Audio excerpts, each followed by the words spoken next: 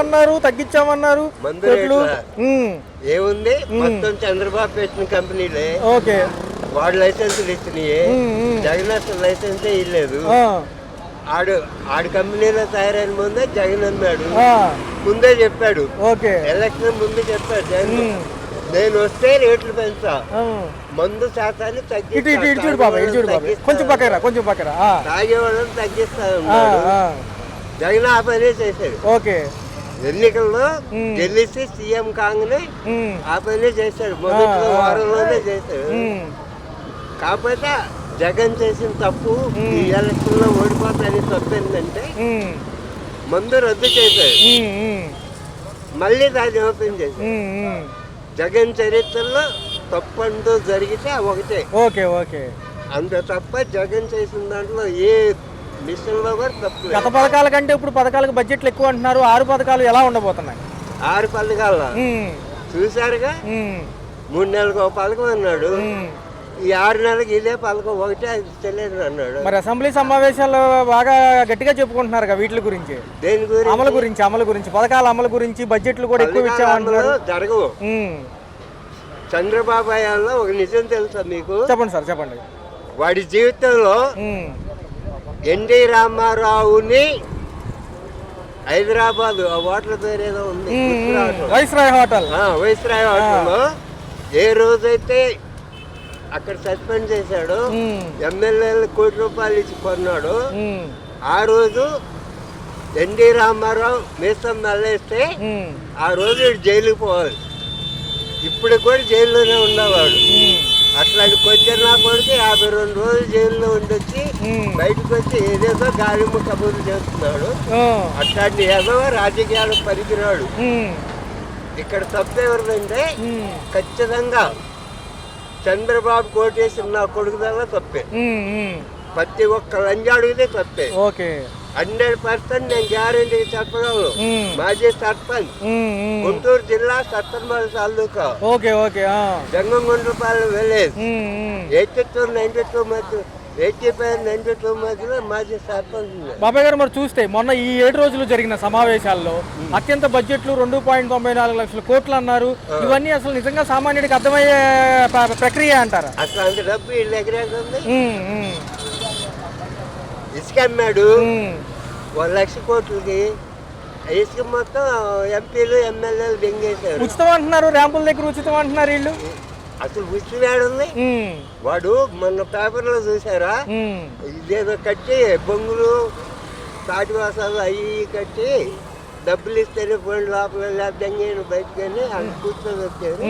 మరి ఇది నిజమా, అది నిజమా? మరి అమ్మకం వందనం పథకం ఉంది, మరి మిగతా నిరుద్యోగ భృతి అన్నారు, చేయూత రైతులకి ఓట్ల కోసం గొద్దా దెంగాడు.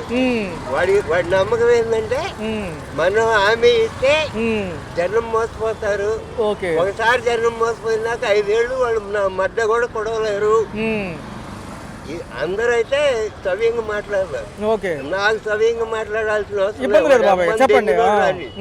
చంద్రబాబు వచ్చి దెంగించుకున్నా వాడేతులుగా నేను ఇలాగే మాట్లాడు. వాలంటీర్లు రోడ్డు మీదకి వచ్చేసారు, వాళ్ళ పరిస్థితి ఏంటంటారు? వాలంటీర్లు తీసేశారు విధుల నుంచి. వాళ్ళ పరిస్థితి ఏం లేదు.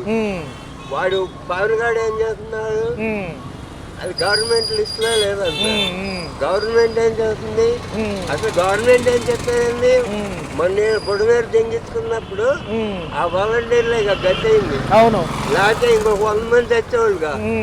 మరి అప్పుడు వాడుకున్న నా కొడుకు ఇప్పుడు మర్చిపోతే దాన్ని ఏమంటారు, స్వార్థం అంటారా, న్యాయం అంటారా? అంగన్వాడీకి ఇచ్చిన హామీలు నెరవేరలేదు, వాళ్ళు సమ్మె వైపు వెళ్తామంటున్నారు. మరి సమ్మె రేపు చేస్తున్నారు, చేయబోతున్నారు. అవును, వాళ్ళు రెడీలో ఉన్నారు. రెండో చూసుకుంటే 104, 108 సిబ్బంది ఎవరైతే ఉన్నారో వైద్య సిబ్బందికి సంబంధించి వాళ్ళకి జీతాలు లేవంట గత 4 నెలల నుంచి. వాళ్ళకి జీతాలు కాదు, రైతుకి ఇస్తారని 20,000 లేవు, ఆడబిడ్డలకి ఇస్తారని 16,000 లేవు, 45 ఏళ్ళు దాటిన వాళ్ళకి 45 ఏళ్ళు ఎంత ఇస్తా ఉన్నారు, అవి లేవు.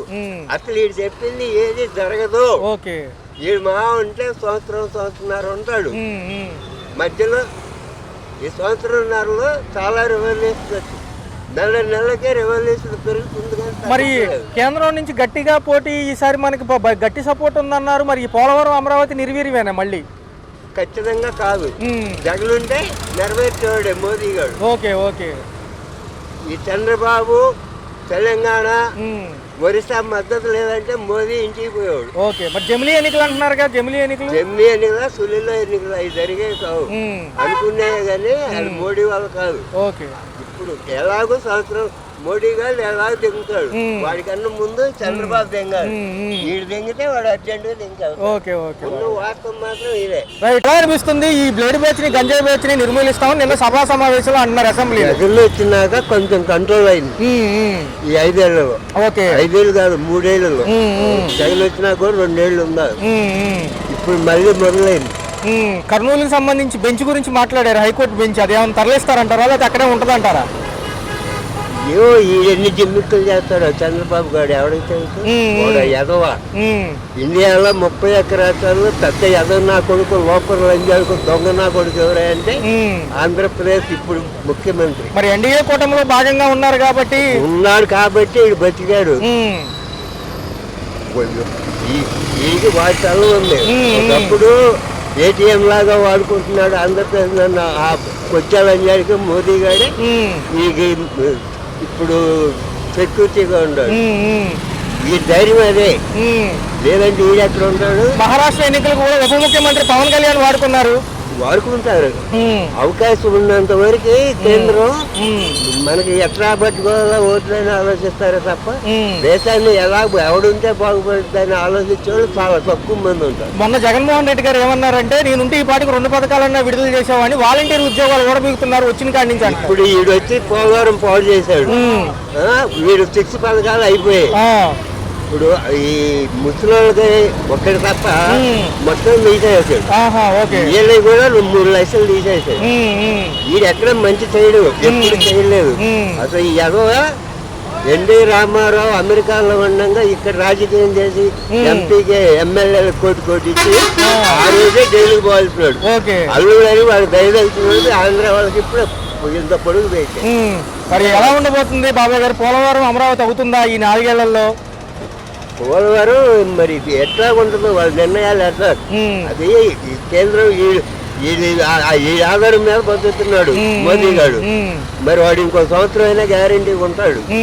వాళ్ళ లెక్క ప్రకారం అయితే సంవత్సరం ఉండాలి, ఎక్కువ ఉండడానికి వీల్లేదు. ఎందుకంటే వాళ్ళ లెక్క 75 ఏళ్ళకి రిటైర్ కావాలి. వీడు రిటైర్ అవుతాడా లేకపోతే ఏదో అప్పుడు అన్నం లేని మర్చిపోయి మళ్ళీ మొదటికి వస్తాడు తెలియదు. వీడు దొంగన కొడుకు. వాడేమంటే వీడు దాని సరే కేంద్రం ఇచ్చే పథకాలతో కలిపి వీళ్ళు యాడ్ చేసి రౌండ్ ఫిగర్ చెబుతున్నారు కానీ ఎక్కడ కూడా వీళ్ళు ఇచ్చే ఫుల్ ఫ్లెడ్జ్డ్ గా చెప్పట్లేదు. 20,000 పెట్టుబడి సాయంలో కూడా ఎవరికి ఇచ్చారు అది, వీళ్ళు ఎవరికి ఇలా. మొన్న గ్యాస్ సిలిండర్లు ఇచ్చినా కూడా కొత్త చొక్కాలకి ఇచ్చారు, అర్థమైంది, కొత్త బ్యాచ్ ఇచ్చారు తప్ప ఎవరు అడుగు ఇంటింటికి పోయి అడుగు ఎవరికి ఇచ్చారు. అన్ని వ్యవస్థల్ని నిర్వీర్యం చేస్తున్నాడు ఈయన వచ్చాక అంటున్నారు. మొత్తం వ్యవస్థలు నిర్వీర్యమైంది, ఇది ఎన్నాలో సాగదు. మహాయుడు ఉంటే నా లెక్క ప్రకారంగా అయితే 1 సంవత్సరంన్నర లోపల ఈడు పోవాలి. వీడు పోయినాక 5-6 నెలల్లో మోదీ గారు పోవాలి. ఈ 2 లెక్క ప్రకారం జరగాలి. మరి నా లెక్క తప్పు లేదా వాళ్ళ లెక్క కరెక్ట్ మనకి తెలియదు, అంతవరకు.